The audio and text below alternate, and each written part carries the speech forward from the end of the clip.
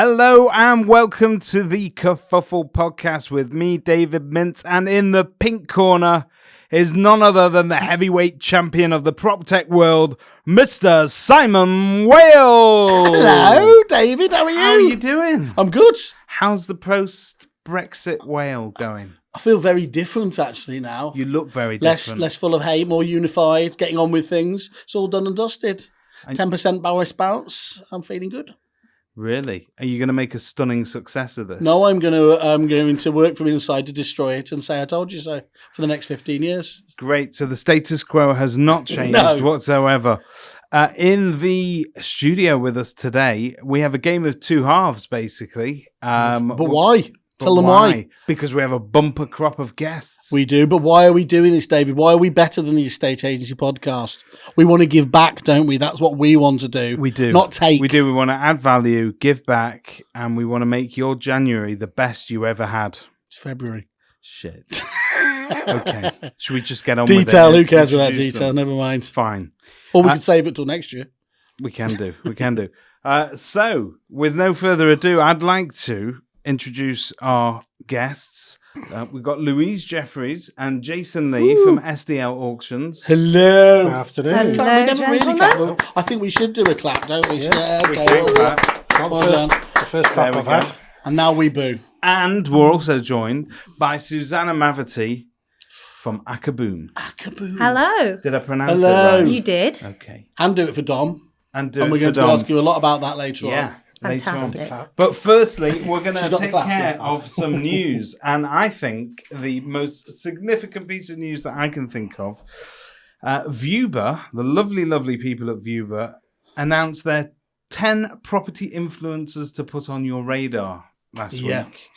And the Property Academy were there, and James Dearsley, who's there for reasons that you'll explain to me later on, and Property Industry Eye, obviously. And number 10 is Kerfuffle. It is incredible, isn't it? That's how fantastic. It burst into the scene. I even get a mention in there. Listen to his regular podcasts. That's me. That's me right there. Yeah. I am part of the 10 most influential people in the I world. think you've done a fantastic job in making me better. No, I think so. I'm adding that value. But it was nice, and thank you again, Ed and Mead. Fantastic Vuber, one of the best suppliers around, changing the industry out there. So thank you for that. We take any and all smoke blowing, by the way. So please do say anything about us, and you will get repeated ad nauseum. Fantastic. So should we read some proper news now? Go on. Okay. Well, I'd like to... This is from the national press. It's not just ripped off from Property Industry Eye. That's not what we do we here. can deviate. Okay. We're flexible enough. So this week, we have picked up on a new website called Deus.com. Not heard of it. What is it? This is going to make your Valentine's come true. Basically, this is a website that allows you to order hotel rooms by the hour during the day. Why do you need that long? Wow. Just in case, you know. If If romance overtakes you midday and you want to check into Sorry, a that's hotel. how they're actually marketing it, or is this just literally you want a quick fiesta? The website actually asks, why not send her an invitation to meet in the hotel? That's so seedy. They're I saying like the idea of a sleep, though. That's quite That's good. magic, It's a isn't great it? idea. I'm Looking for all an at that hour's stage nap. where that's better than the alternative. And isn't Fiesta a magazine? Shouldn't you mean siesta? Well, look, I'm not. I was getting into the whole Brexit thing of forgetting, all that. But yes, you're quite right. Yeah, But it was all Del Boy. apparently this is a French-owned site, so they're very forward-thinking. Of course it was. And one of several that have sprung up to service demand for so-called micro stays. So that's what it's called now. I think it's a really good idea. It's not dirty. It's a good way to make use of hotel rooms that generally are not being used during the day. My question is, if you're checking in for an hour, I've stayed in a hotel room that you've stayed in before. How much carnage can you cause in an hour? That's a lot, isn't it? Really, it's not going to work for them on that model. I think they're going to end The up room losing money on that. 276 at the Lancaster is forever written off. They just walled it up. Right, straight into some property news, and there's a bit of a shake-up going on at Purple Bricks this week. More.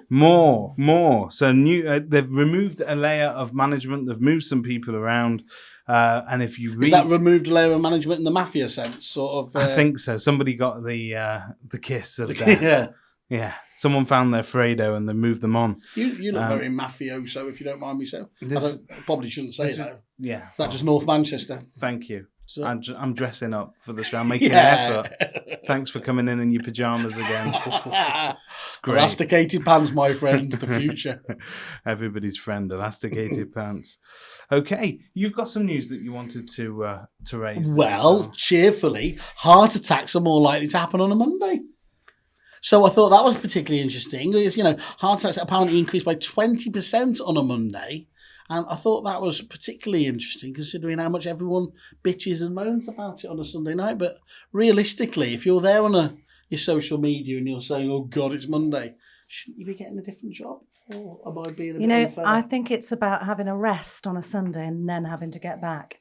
So the trick is to not have a rest. But it's not about not looking forward to Mondays. Surely Monday is, I'm desperate to get out of the house.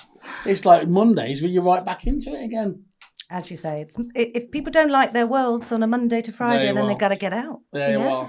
So the most common time, just so you know, is between 4 and 10 a.m. Susanna, have you ever seen 10 a.m? I have, thank you very much, Simon. Yeah, okay. Regularly. I just wonder what else was going to be, constipated Tuesdays or, sort of whether you could extend that through the week as to what's more likely to happen. Well, really, Monday to Friday are your weekends, really, anyway, aren't they, Simon? Thank you. So I am. And how I've managed to stop myself on the Wednesday, I don't know. Okay. In more national news. So this is just a very odd story, Simon. So 2 jurors received suspended jail sentences after they defied judges' instructions by researching the difference between murder and manslaughter online with the trial in progress. So basically these guys had sat in on the trial, decided that they didn't actually know the difference between murder and manslaughter and decided to Google it. That sets a worrying precedent in the legal world because if you're clearly their web browser history has been violated by the courts here. That's not good. Can you imagine if we were to open up your web browsing history to court sanctions? It was, it's the end of the world, isn't it? Skynet. I don't think we'd make another show after that. In other news, BAFTA are trying to shake up their awards by making it more inclusive. So, and we've discussed this. What, giving it to a woman or a black person? I think it's so ridiculous. Primarily, I think there's plenty of women. Spread it around to somebody outside of the South. I think there's plenty of women, but they'd like to see more, particularly in sort of directors' roles. But they are talking about people of colour, yes. Okay, good. And so, and we discussed very briefly during the week that was something that you might want to see happen in the property industry as well. Actually, we're terrible, aren't we? Because we're not really living up to our own high standards here, are we? We're not fantastic. No, we're not. Okay. But then that does make us get into some weird affirmative action thing where you and I go searching through the industry. Anyway, no, I'm thinking this through too much. We can do it. We can make change happen. It is. I'm being very honest. It is crap, isn't it? This industry is particularly poor at certain demographics. It's pretty white, middle-class, male-dominated world. We've got a couple of freaks around the table now, Susanna and myself, Unfortunately, the rest of you three all are in that demographic. We're talking about him. Trump's ideal voters, really, aren't we? I know. You go to all of the awards, they're the exact same, aren't they? Mm-hmm. It seems to be the agents suddenly that get everyone out of the property management department and the lovely ladies there, but... Not enough people running businesses, are there? So you've got fantastic exceptions like Sarah Maines, Julie Twist down in Manchester is a great age as well. But really, Jackie Quinn. Yeah, I think that's the thing. But at the very top, in terms of CEOs, is that down to just the specialisation that it's normally come down to that most women tend to default onto the letting side of things? Do you think? Personally, honestly, without being a bit controversial. I think mostly it is a bit of a boys' club. And certainly at a corporate level. Yeah. I think there's room from an entrepreneurial perspective for any talent to shine. Doesn't matter colour, gender, whatever. Yeah. Even you. You know, it's that whole bit. You know, even when we're to not be sure, seen. you know, to be confirmed. But Do you think it's it getting better is. though? Do you think it's getting better? You know it what? doesn't really look it though, does it? I I've don't been think. mansplained more times than I know what to do with, and it still happens every day. Well, I think it is getting better because you can go back to the old Tweed Brigade when there was no chance for a woman getting into the old estate agency. It was just really sort of like the secretaries and did it that way and bought the barber and the welly boots. But I think it is getting better. I think it's getting more inclusive. And I think we notice it as suppliers because when we're trying to reach our target audience and what we put on exhibition stands, and Simon, you'll know this from our repeat days when we were looking at what we'd put on the stand to attract people over. I think Emmeline had this idea of like a nail bar or something. And I was like, well, we're only going to have 3 people on it all day because generally speaking, it is kind of men of a certain age, all in suits, kind of, you know, and we are kind of terrible for having that out there. And, you know, Would have flushed out that other weird demographic though, wouldn't it, as well? The others that would need their nails done that were male. Well, should we expose them on a later show? We'll do that on a later show. I'll leave that one to Nothing be you. ashamed So, of. David, could you apologise for your industry, or are we at that point yet? Or? I think that we need to go on record as noticing that we have a problem. I have been for a long time excluded from all of the top industry events, but since I've known you and I've tagged along to all your parties, You're better than me. I've noticed there's an awful lot of older white men there, so it's not a problem. But that's the demographic as well. Going back to it, I can't remember, one of the accountancy firms did just a study of customer. Company House, and the directors, the average age of directors in the estate agency was something like 64. So it's not surprising, and you know there isn't much of a succession planning thing going on, is there? Which is quite difficult. We've seen it really strongly in SDL from the surveying perspective, because that was a community that was, you know, on an average age of 57 and were predominantly male. And actually, we're seeing loads more women come into it at that junior level. For me, it's how we then push them up the ladder and kind of give them a hookup as well. Because, you know, when you look at on a corporate, and I'm thinking more at a corporate level, when you look at the demographics of directors, unfortunately, those people that are at a director level and financial services is just as bad as a state agency in that space. Yeah, I think there's women are more predominantly in HR and personnel or head of people and those sorts of roles. That's because we're more understanding, Louise. Yeah, well, it's because we have. I think the thing is that you have those softer skills, and there is no denying that. You know, we do a load of profiling in our business about how we get the right balance of people's traits and things like that. And do it. Yeah, well, you're red. We know that, and you know, you do all of those sort of, you know, disc profiling to say how do you balance up your management team. That some people have softer skills, and that's matched with, you know, serious sort of hard-nosed go-getters. Yeah. And you know what? You don't have a business, and yes, you have everything. Kind of throw into the mix though, on the supplier side, there's far more women. Yeah, there are, but can I throw into the mix that might be for a reason? Because shocking. No, so I'm sat here waiting to see. Do you remember the first time that you and I ever met? I do. Oh God, we're gonna have to leave the room. I do. So can we have a violin playing in the background? You background? bust into my office and said, "I've been stuck in traffic for 3 hours. Can I have a wee?" Oh, fantastic! Thanks for exposing me on air with that. That was it. He exposed you as well. Oh, sorry. That came later. That was the second time I visited. Weinstein. No, but in general, if you're sending reps out into the world, you need them to be presentable. And in an extremely male-dominated industry, you may be forgiven for choosing female reps, thinking that that's going to appeal. Sorry, but I'm not even just talking about reps. I'm talking about business owners. You've already had Maybe, Heather on here from Spectre. Yeah, you know, very well-spoken individual. She's championing and she's our fantastic. world. She's fantastic. You know, and Louise here.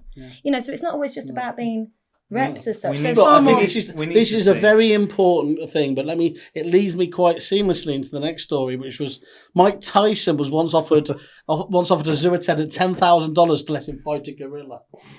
Yeah, so I mean, that's $10,000. $10,000. No, she was being shown round, and it was at the peak of his powers, and he fancied fighting a gorilla, and he tried to bribe the zoo attendant to do it, and luckily the zoo attendant didn't do it. So, what would you bribe somebody $10,000 to fight, Louise? To fight. Oh wow. A sloth. A sloth. Yeah. Oh, no. punching Yeah, a they sloth. just have a look. You know, They I are. just, They are. That's a bit. They're strong. Gosh. They're strong, but we could have a nice cuddle They as have well. they have a big sort of. Yeah.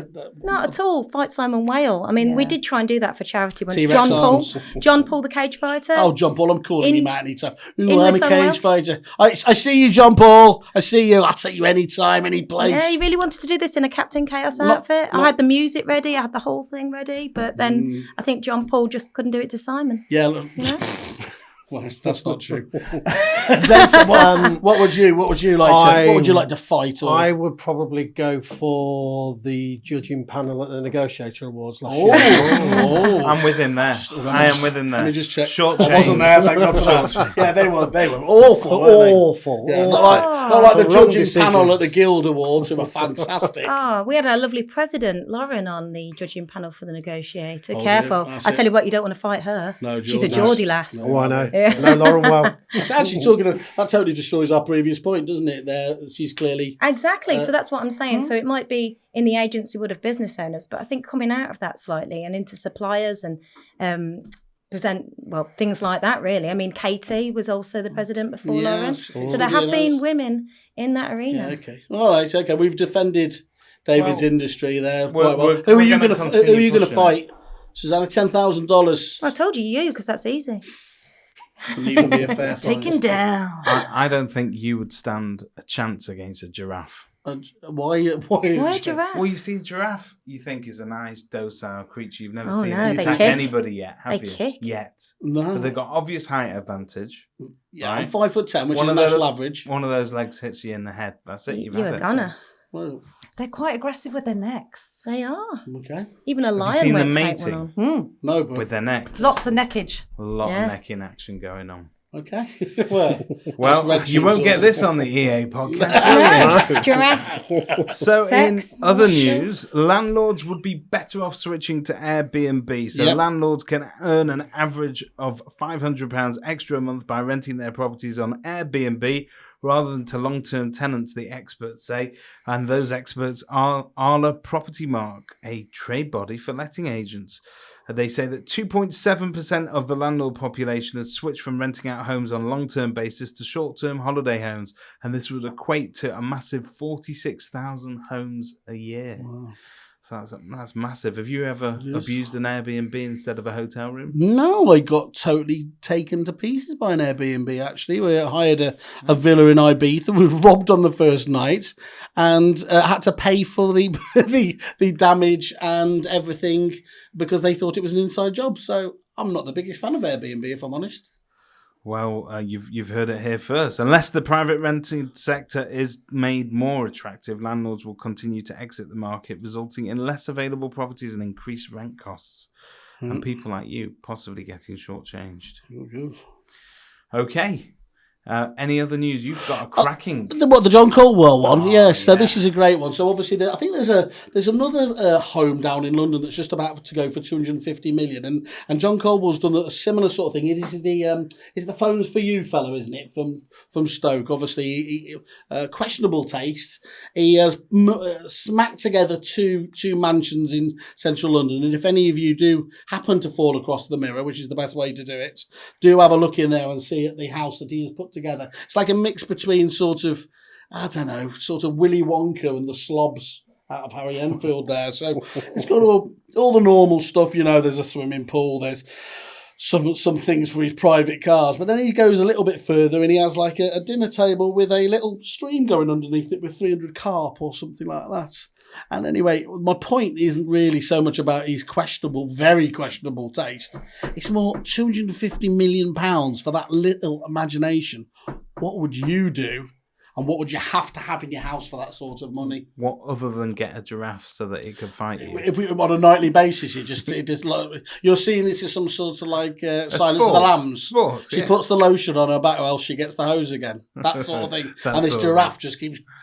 Whoa, just get me going now. It's well spent, isn't It's it? awful, that is. I'm having trouble picturing this. Can't get it out of your head now. It is horrific. It is. They are those evil. I'm just evil focusing giraffes. on spending my 250 million. Okay, what you got? 250 million. What would it have to have?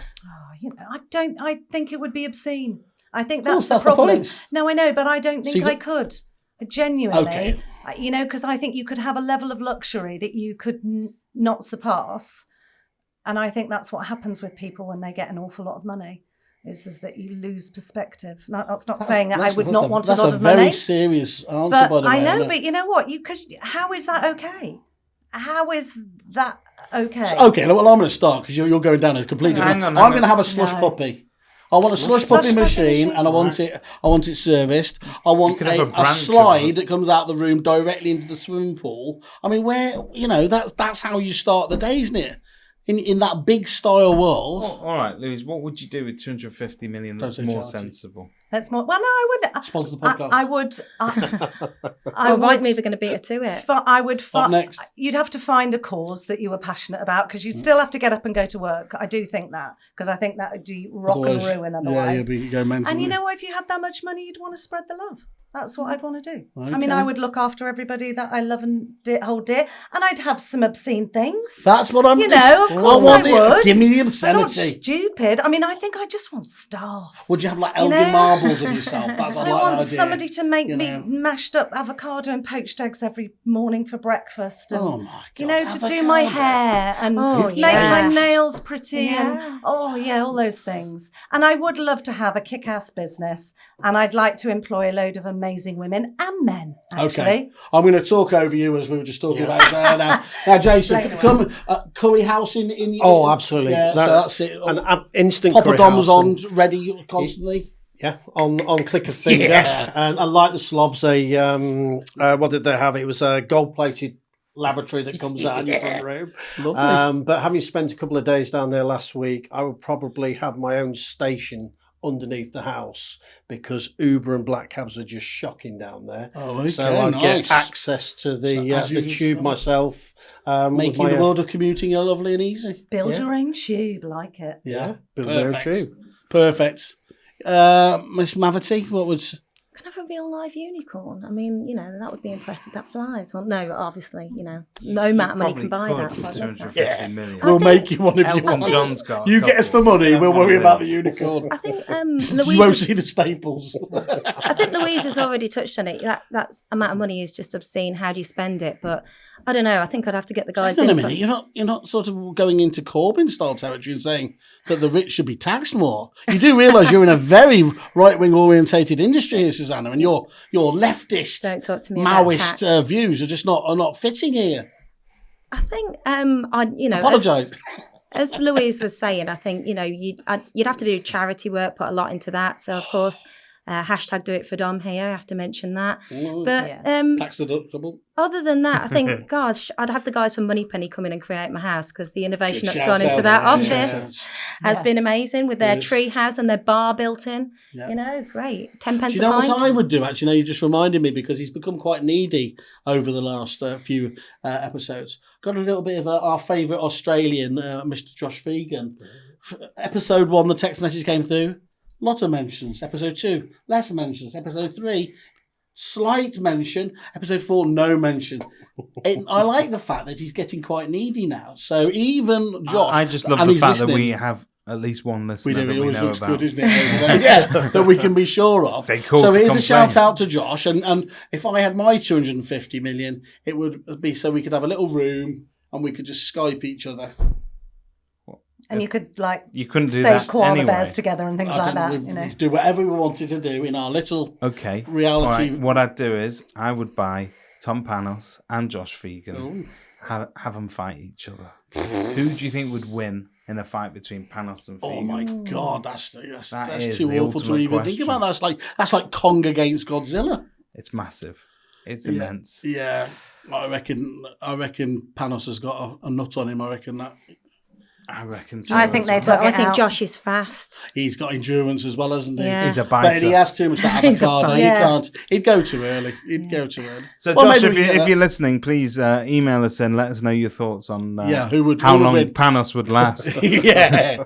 And what's your special move? We do need to know what's your special move. Street Fighter. I'm telling you. He's a biter. Literally just that shot. That's terrible. Awful. Ankles. Fire.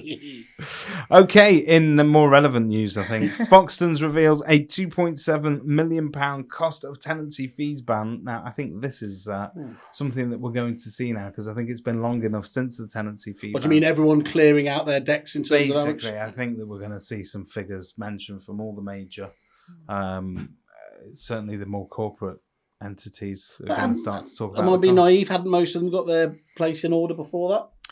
Do you know what? I think as an agent, I think it's so hard to supplement that income in one go in the concentrated manner that you can't just go from one to another and say you're going to do you need to utilities diversify a bit, and there's things that agents are doing to try and replace this income. Foxtons have dealt with things quite well. They've got some innovative ways of handling repair charges and having to sort of reveal those up front to the customer and how do they swallow them. But I think you're going to see more of these figures reported, and I think we just need to get them out of the way and move on, because it's reality now. One big flush. I don't think we're ever going back. Yeah. Boris promised me that he was going to, bring back my letting fees. I think like Whaley said, I think a lot of the good ones got it all in their shipping order before it all kicked off, but a lot of them went down the referral route as well, didn't they? Now that's going to be looked at. So it's back at sea again, really, isn't it? Yeah. Hang on, you've just filled me full of absolute horror, given that the entire Kerfuffle model is built on referrals. What? Apparently getting a referral fee is okay as long as you declare I'll call it something else, consultancy. As long as everybody knows what you're earning, and you've got to declare it to the person that is buying the service and also the person that is giving you in disappearing ink. Is that still okay? That's still okay. Okay, good. They've not banned disappearing ink yet. That's great. Okay. It is. It's all. I think it's all hinges on that transparency bit, because, as you say, some agents kind of got a workaround and they covered things off in different ways, whether it is putting references elsewhere and all sorts of things that they did.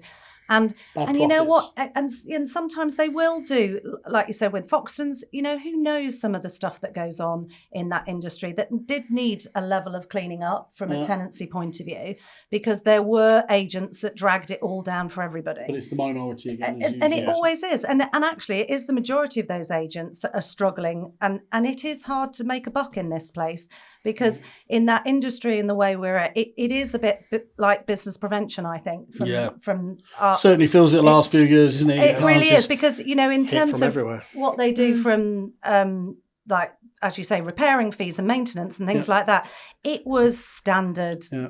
Even 5 years ago, everybody stuck 10% on and charged it on to the landlords, and everybody knew that was what was happening. But that gives us the perfect segue, of course, doesn't it? Because every silver lining... What is it? No, it's the cloud. Has a cloud? Has a cloud. We can edit that bit out, right? What a fuck. Let's go again from the perfect segue. I'm not bothered about it. We're just going to carry on going. So we have here today Jason and Louise from wonderful SDL. And it's worth pointing out you are a multifaceted business, aren't you? Because you are a spectacular agency in your own right. In terms of their big in auctions, in terms of there, I believe you have the franchise for Century 21 in the UK as well over here. And you also have a B2B service as well, which is going from strength to strength for agents. So do you want to just give us a bit of a background yourselves, where you've both done? Should we start with Louise? As we say, obviously we've got to... Ladies first. Of course. Always, thanks. I'll take it. It's my 10th year at SDL this year, actually. So I've been there a while, actually. Gold watch. I know. And it is that sort of, it's a business that's moved on and grown really rapidly, certainly in the last 5 years. And I've been lucky enough to see that journey from a property perspective in surveying and financial services. And then we went into that more direct property market ourselves. And the part of the business that Jason and I work for now is focused on that it's predominantly a B2B environment, other than our established room auctions. Yep. And then we also have a large build-to-rent portfolio as well, which is, it's actually one of the fastest growing build-to-rent portfolios that's on the go at the moment. And that's a huge opportunity when you look at that renting community of people being able to rent houses. Yeah. Because, we are pushing landlords out of it, because why would you do that? There is much easier ways now it's better putting it in the pension, whereas we've gone full circle to do that. So it's a big part of our business. And then within that property management sector, we've got the side of the business within auctions where Jason and I's focuses are on around growing that national business that says, how do we reach a more modern consumer that looks for something different? But actually our solution isn't around consumers in that space, it's around estate agents, and that's where Jason's strength has come from. So your route to market is still going through the agents too? Absolutely, yeah. Okay, and you mentioned there you're looking for a sort of different sort of of client per se. Are you talking there more about literally digitally online auctioneering as well, or how much room is there still for classic boardroom style auctioneering? Yeah, I mean we've still got very, very strong rooms in the Midlands and the North. This year we're going to be doing 36 live events, so we're kind of holding our own in that market. I was talking to David Sandeman last week, and he was explaining that majority of ballroom auctions are on the decline.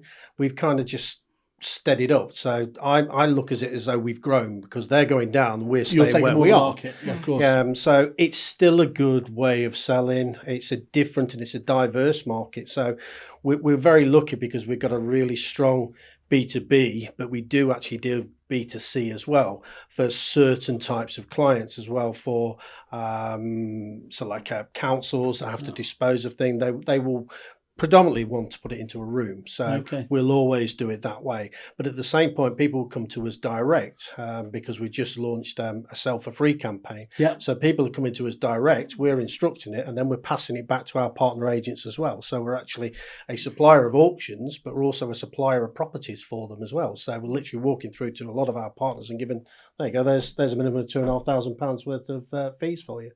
But it's just looking at the market, and we're always trying to innovate, but to innovate auctions is quite difficult because it's been going since the year dot. And Andy Parker, our MD, always says it's the second oldest business in the world, and it used to help the first oldest to get the best price. But it's changing. More and more people are literally just buying and doing it all on the phone these days, and it's just trying to keep up with people's wants and needs. But there's always going to be that customer service. How much is it changing from the old view of auctions used to be about selling the crap at the bottom, or you'd get something at the very top, isn't it? It's certainly really broken out of that now, hasn't it? In terms of their and I think one of the interesting things is everyone was paying such a huge amount of attention to the online agents, and we were monitoring 5-6% of the market, 7% of the market, and what everyone missed actually was the amount going via auctions, the variety of there was going up to, am I right in thinking 8-9% sort of starting to, and it's only showing one direction north, isn't it? Yeah. I mean, if you go back probably 5 years, I think the auction market took about 2% of the whole amount of sales. So it's grown and grown and grown. So that's a far bigger demographic change, isn't it? In terms of, and actually, I would suggest deserves more attention than it does. And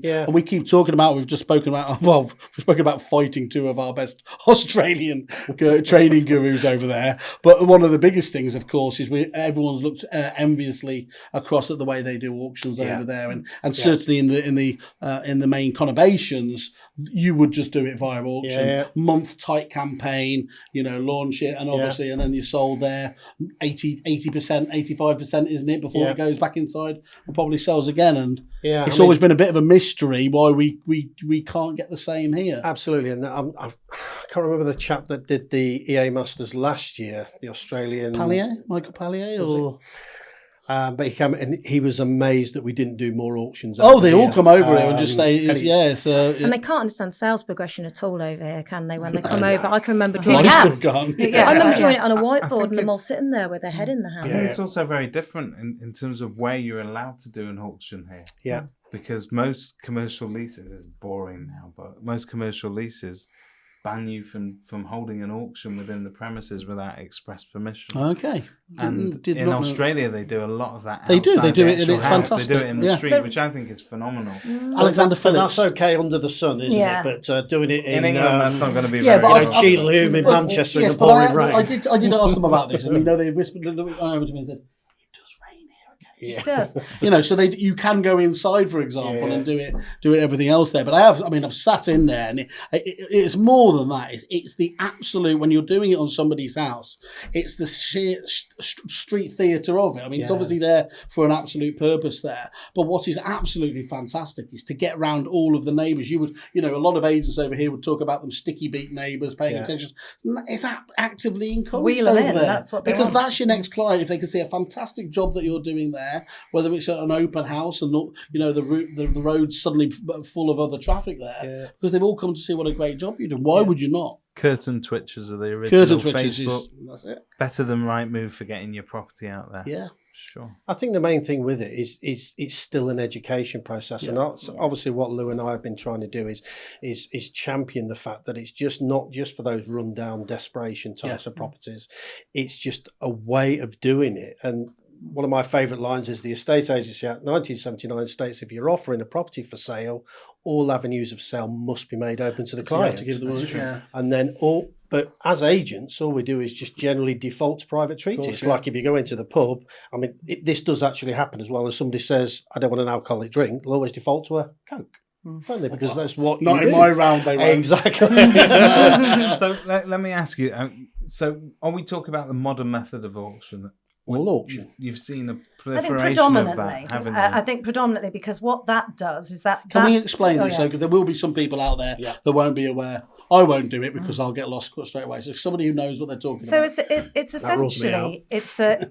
essentially in the old school way of auctioning a property, it would be an unconditional sale, and on the fall of the hammer, you would exchange contracts, and then you would complete 28 days further down the road. Yep. With an unconditional sale, you essentially put down a reservation fee for that property. You then have 28 days to exchange and then a further 28 days to complete. And what that does is this is about opening up the market, because it is not everybody that can buy at auction. Whereas doing a conditional sale, it's less scary for the vendors, for starters, because we're talking about when it's people's homes in that environment. And essentially, they have time to think, oh my God, I might be moving house in 56 days. But also, about 60%, if I'm guessing my facts about right, go with a mortgage lender that we sell. 64%. So a lot of our this sales, perception that you've got to have all the money in your back pocket. You know that it's always a buyer beware world on anything like that. It's always there is, once you pay that reservation fee, if you do not go on to exchange and complete, you've lost that money, and that's the hurt money. But this business has come out of a flawed private treaty process. Yes, of course. That's what it has, and that's where we're very different to our colleagues in Europe.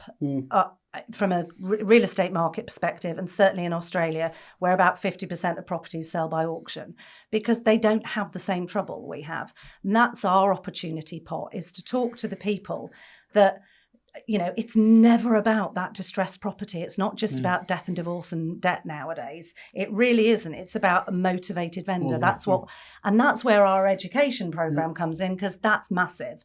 And the agents that that we all work with and Jason's team work with, it's about helping them realise there's another way. Just to be clear, and ultimately the buyer pays the fee. Yep.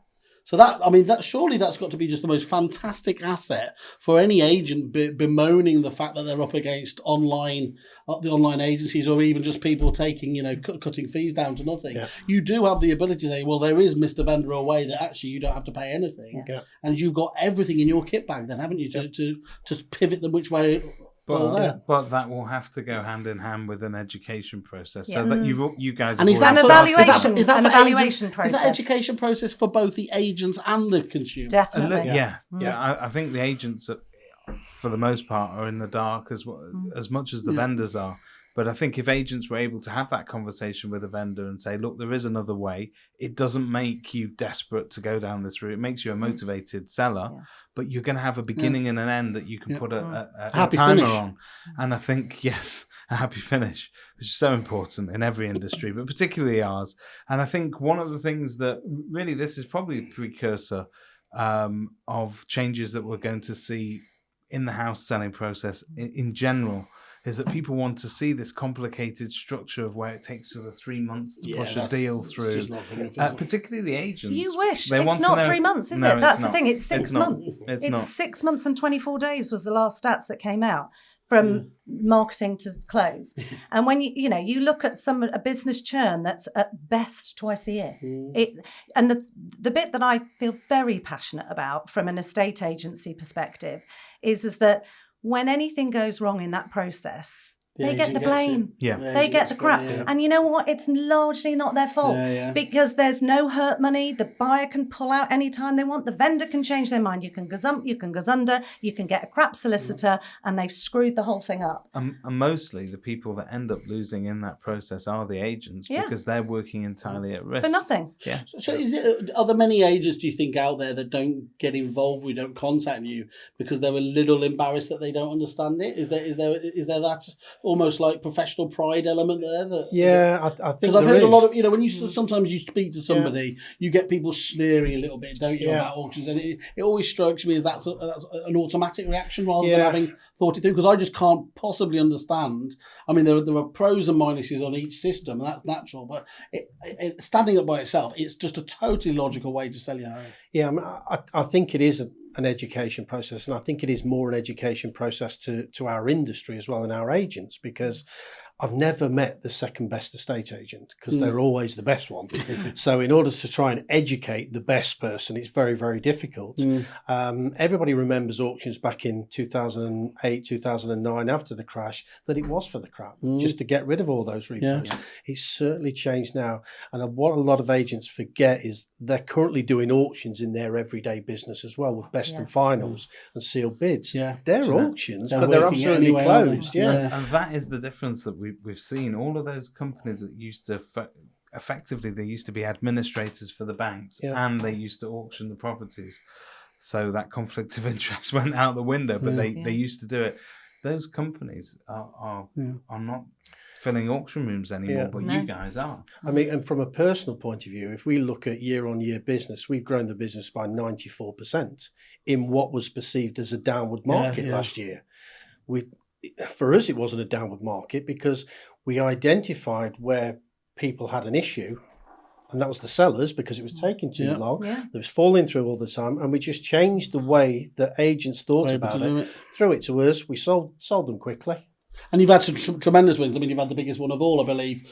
Congratulations. You've got Countrywide, I think, in terms of rolling out across the board. We do. 2020 is the year to start that rollout. We had a successful pilot in the sort of second half of last year.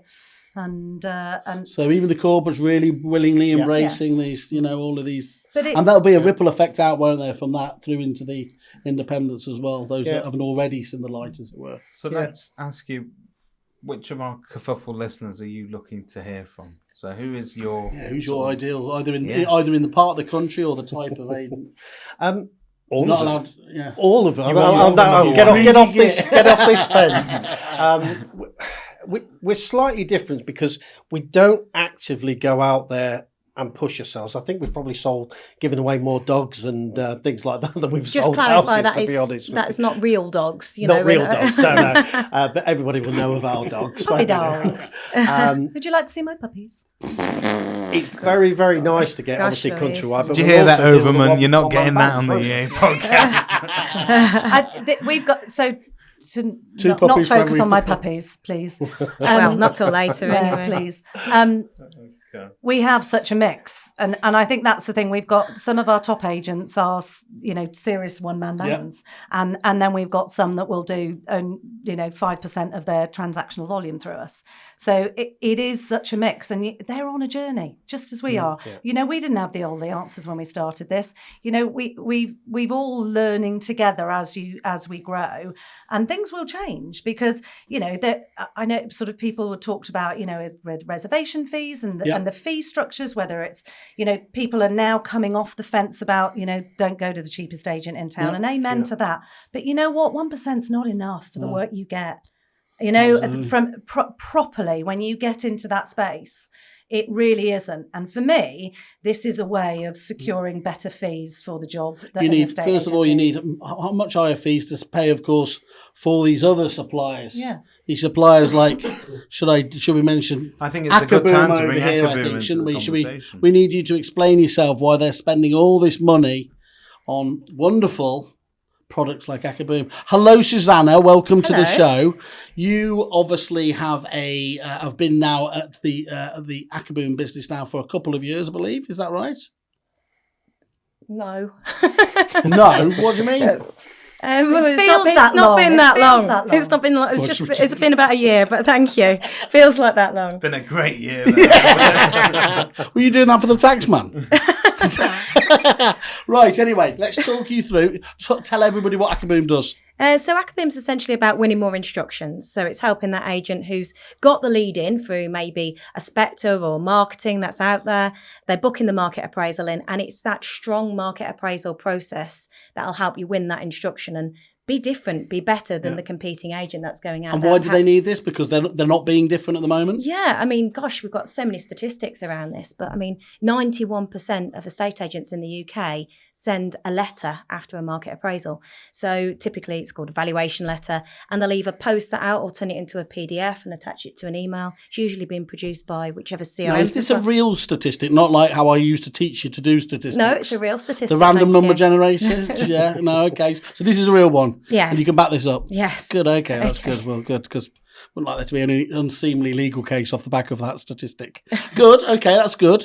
But you've got some real fantastic, first of all, clients using it, or at least I believe actually you guys use it in the room here. Is it? If you could come around now and say this is rubbish, this would be the greatest. We were early adopters. Were you on board with it? Absolutely. Yeah, it's fantastic. And actually, service. as an interesting thing, because as a company, I think it's fair to say you do a lot internally as well. So you must have seen real benefit in this by going out there. Yeah, It's the follow. It's the classic sales follow up, and that's the bit I think where estate agents that are progressive that see it.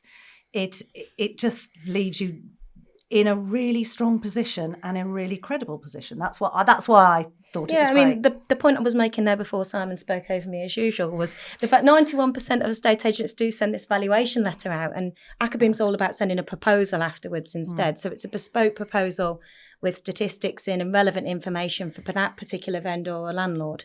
And that does make a huge difference to if you've had 3 estate agents in come and do a market appraisal, 2 of them have sent you a letter that has no images in, typically just confirms the fees, and then they get a bespoke proposal with all these statistics in that are relevant for them, very visual. It just blows them out the water, the competition. So it is about standing out at various points throughout the market appraisal. But that key follow-up, like Louise has just pointed out, is one of the major ones. And of course, then, you move on to tracking and the agent knowing when to call them. and the tracking, slightly stalky though it is amazing. Yeah, isn't so- it? It's awesome to know what they've It is done, just. what they've looked I at. mean, I always love the ones though that it's not so much the ones that are active; it's the ones that haven't done anything for a while and then passive, are passive, and then suddenly just start looking at this stuff again, and you happen to get in touch. 68. The That's phone great. starts ringing Starts as they're just- reading it. Hello. So 68% of vendors will make a decision within a month after the market appraisal. I mean, of course, ideally, we go in on the day, don't we? And we win it there and then. We don't need an aftermath process, but that actually only happens on average about 7% of the time. So that aftermath Gosh, for you're the really first throwing month. these stats around here. This is really impressive. So for the first month, that follow-up period is crucial. But then what about all the other business after that sits on the table for sort of up to 12 months? And typically, let's face it, I can say this because I'm a salesperson myself, as a valuer, a salesperson. Third best salesperson in the industry on the supplier side. What, you of number the last 4? rankings. One of my favourites. One of your favourites. Oh, yes. So Sold me jet. Yeah, but you haven't bought. Why haven't you bought Acaboom yet then? I'm going to tell you why. Whoa! Because we've not bought it yet. Is the answer to that. Well, you've just done your It's a negotiation. great product. No It's a good great there. product, and we really want it. I was just quite In interested. general, if- Is it because you've got too much on? Is that one of the issues with it, or I think agents have to choose which bits of tech everything's on subscription. and get that settled? Correct, and bed it in and work out which part of the process they're weak on. Now, I think most of the agents will buy a product that will give them a better chance of winning a valuation. So it's all about instructions. And in fact, I think it's probably one of the agents' biggest failings is that we tend to sort of focus on that end of it. Because you get a small increase in conversion on that element of it, and you're But I mean, any rep that comes in from any prop tech firm, if they walk in, what do they say? And they say, "Hey, just for one just more one more listing." instruction." No, but you speak to people at Rightmove, Zoopla, whoever. All they're trying to sell you are tools that you can win more business with. Now, part of that process is the follow up. So, have they heard from you? Yeah. What sort of conversation are you having with them? And is there anything that makes you stand out from the other agency? If you haven't managed to do that in the room, you're going to have to do it afterwards, and you're going to have to keep in touch. And that's one of the great things that Acaboom do. Now, I've seen some of the agents that really harness this, and we weren't in the position to do it at the time, but we may be in the very near future. Thanks for that, Simon. Yeah, booked in for a call on Friday, no problem. Talk us through that element there. Sorry, he was just talking about, we know there's some great agents out there like Thomas Morris, I believe, ran and he was shouting from the hilltops about you. So talk us through some of the effects that Simon Bradbury's got. Oh, well, the lovely Simon Bradbury wrote his own case study on Acaboom and surprised me with it The lovely at the RAN Simon conference. Bradbury also calls himself the lovely Simon Bradbury. He does, and I keep telling him I'm his favourite supplier, but he keeps saying money penny is, so I'm not quite sure what I'm doing wrong there. But he wrote his own case study on it, and what he did was he measured his conversion rates before and after implementing Acaboom, and he increased it in a 9-month period by 17%. Now, for an award-winning agency like that, obviously backed by Julian O'Dell, TM Training, and won State Agency of the Year. They were already good before that. Yeah, they were good before. Really? So it's not like we're talking about a little backstreet office somewhere that hasn't necessarily achieved big things already. We're talking about a leading brand there that managed to take themselves up by 17%. I think what's really interesting there, though, as well, you mentioned Julian, and quite often this doesn't all happen by itself, does it? Simon was there working as a campaign across the business, working with deciding that this was an issue, understanding that Acaboom was the tool to be able to drive that information, using Julian there, because ultimately the people who need to implement it are the ones that the values are going out. And unless you have all those elements working together, quite often you do get that kind of, well, it hasn't worked for me. Absolutely, and I couldn't agree more with that, because that 17% increase wasn't just all down to buying Acaboom and then great, it goes up 17%. A lot of training went into that and getting them to use the product right, because tech can't do your job for you. You can buy these things, but essentially, you've got to use them. And we get great feedback about Acaboom as a product. The only time it doesn't work as well for people, being really honest, is where they just haven't used it. They've stayed with their traditional methods of sending letters and doing those things, and the staff haven't really embraced the product. Where they do, we were guilty of that to start with, purely because the complexity of our business and how we rolled that out. So although when Jason and I both saw it, and I remember that day well in Birmingham, I remember it. It was exciting, and it was that sort of we press go, we're in that, and then you suddenly go, right, okay, how do you implement this so it has the right impact? And that's the catch with anything. Susanna told me that it wasn't actually in budget at that stage, but you said that you had to make it happen. Yeah. That's nice, isn't it? That's not bad. We were empowered to be able to play some tunes. Right, okay, Susanna, what have you got for our Kerfuffle listeners? What are you going to do for them? Well, obviously you didn't prep me for this, but you've already got an offer. Come on, give us the offer. Well, you've got the Kickstart. Talk us through the Kickstart. So with the Kerfuffle package, you've got the Kickstarter package, which is where we get your old valuations. These are basically where you've already been out to do a market appraisal and you've not won it yet. Maybe it's gone on the market with somebody else or just hasn't come to market.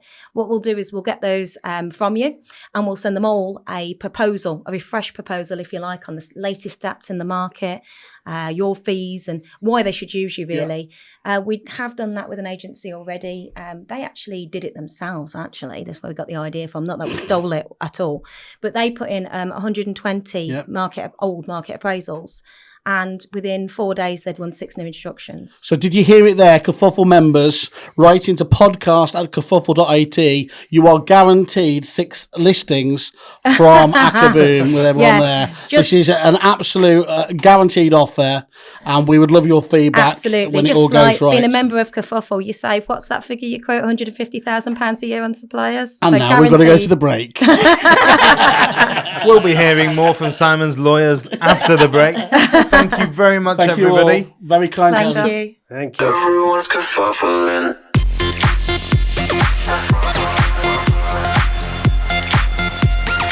Everyone's kerfuffling.